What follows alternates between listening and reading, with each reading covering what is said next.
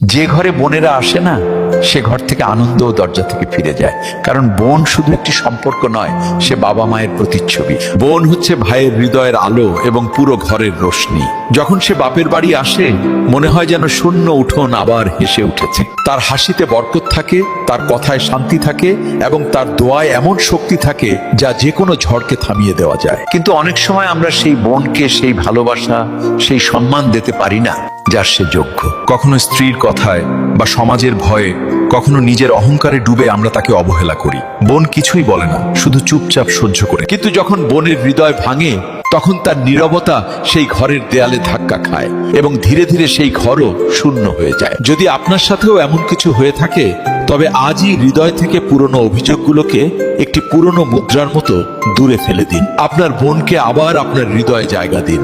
তারপর দেখবেন ৩-৪ মাসেরই মধ্যেই আপনার ঘর আবার হেসে উঠবে, সমস্ত আনন্দ ফিরে আসবে এবং আপনার হৃদয়ও শান্তি পাবে। একবার চেষ্টা করেই দেখুন, বোনের ভালোবাসায় সৃষ্টিকর্তার রহমত লুকিয়ে থাকে। আর যদি এই কথাগুলো আপনার কাছে সত্যি মনে হয়, তবে এই ভিডিও শেয়ার করুন, যাতে অন্য কোনো বোনও আবারও হাসতে পারে